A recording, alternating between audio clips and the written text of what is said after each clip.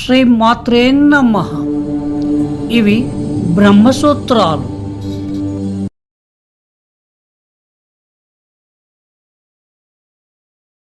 సమన్వయ అధ్యాయం విభాగం 1 నుండి 31 సూత్రాల వరకు.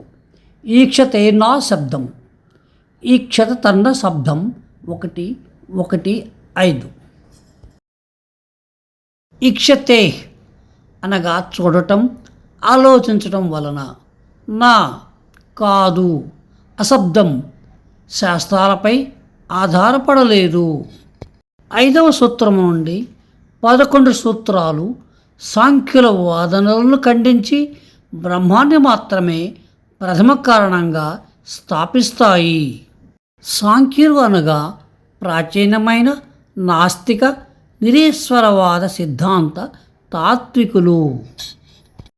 వేదాంత గ్రంథాలలో బుద్ధిహీనమైన ప్రధానానికి స్థానం దొరకడం సాధ్యం కాదు.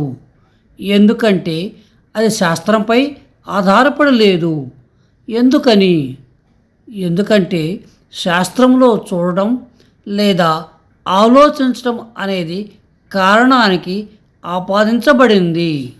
శాస్త్రంలో సృష్టికి ముందు ఆదికాండము సంకల్పించిందని లేదా ఆలోచించిందని చెప్పబడింది. చాందోకోపనిషత్తులో మీరు ఇలా చూడవచ్చు: ప్రియమైన వాడా, ఇది ఆదిలో రెండవది లేకుండా ఏకైక అస్తిత్వంగా ఉండేది. నేను అనేకంగా ఉండాలి, నేను విస్తరించాలి అని అది ఆలోచించింది. అది అగ్నిని ప్రసరింపజేసింది.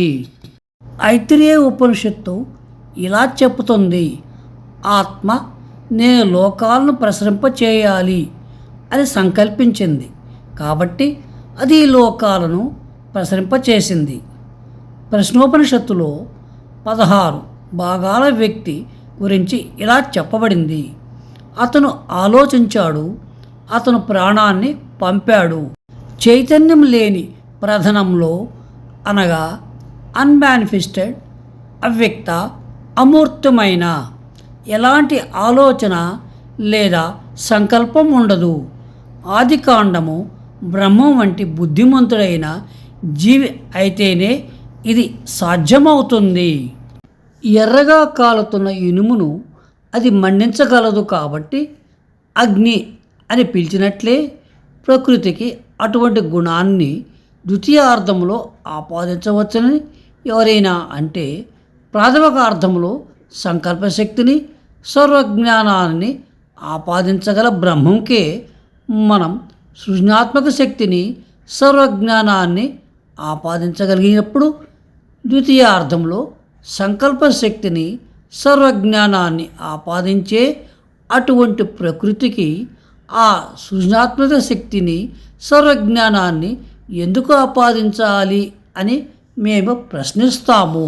బ్రహ్మం యొక్క జ్ఞానము శాశ్వతమైనది. ఆయనకు జ్ఞాన సాధనాల అవసరం లేదు. ఆయనకు శరీరం అవసరము లేదు. ఆయన జ్ఞానానికి ఎటువంటి ఆటంకాలు లేవు. శ్వేతాశ్వోపనిషత్తు ఇలా చెబుతుంది: ఆయన చేతులు లేకుండా గ్రహిస్తాడు, కాళ్ళు లేకుండా కదులుతాడు, కళ్ళు లేకుండా చూస్తాడు, చెవులు లేకుండా వింటాడు. తెలుసుకోగలిగినంత ఆయనకు తెలుసు, కానీ ఆయనను ఎవరూ తెలుసుకోలేరు. వారు ఆయనను ప్రథముడు, గొప్ప వ్యక్తి అని పిలుస్తారు.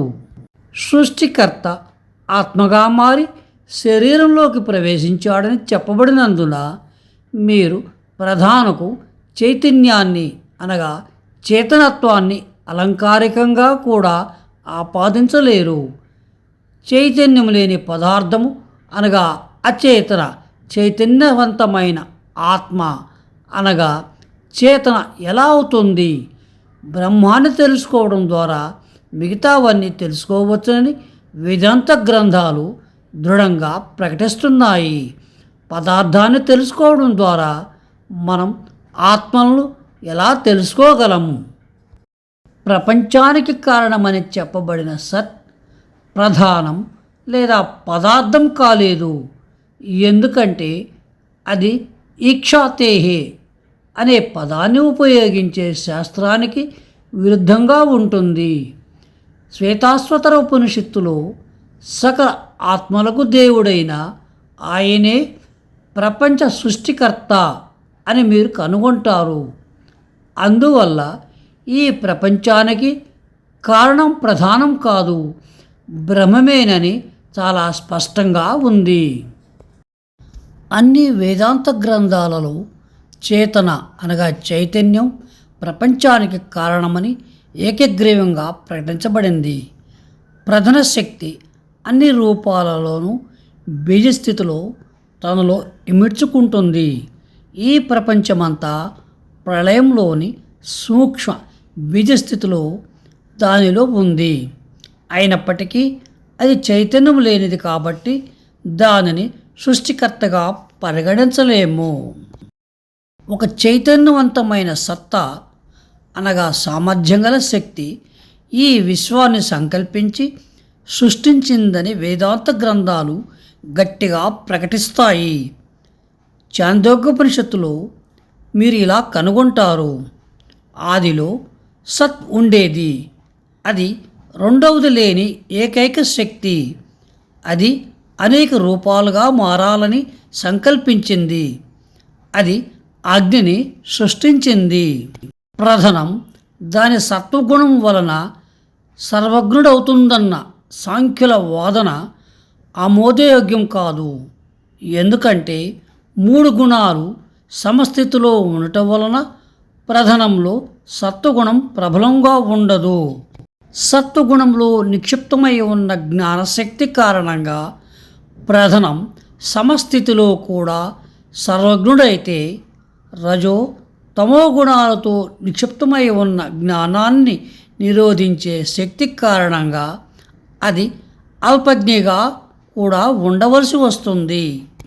అందువల్ల సత్వగుణం దానిని సర్వజ్ఞనిగా చేస్తే రజో తమో గుణాలు దానిని అల్పజ్ఞనిగా చేస్తాయి.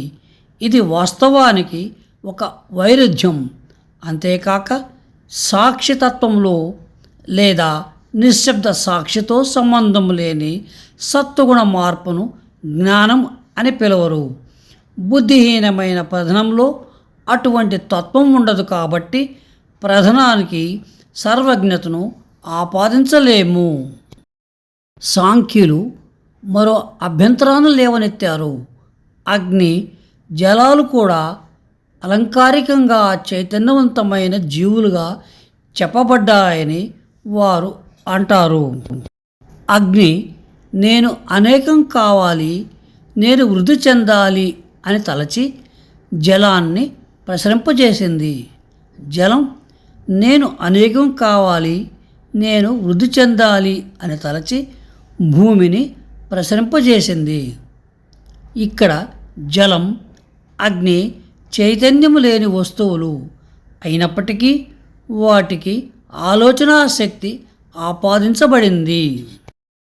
ఆ విధంగా మొదట ఉదహరించిన గ్రంథంలోని సత్ యొక్క ఆలోచనను కూడా ప్రధాన విషయంలో అలంకారికంగా తీసుకోవచ్చు. అందువల్ల ప్రధాన చైతన్యం లేనిది అయినప్పటికీ అది ప్రథమ కారణం కాగలదు. ఈ క్రింది సూత్రం ఈ వాదనను ఖండిస్తుంది.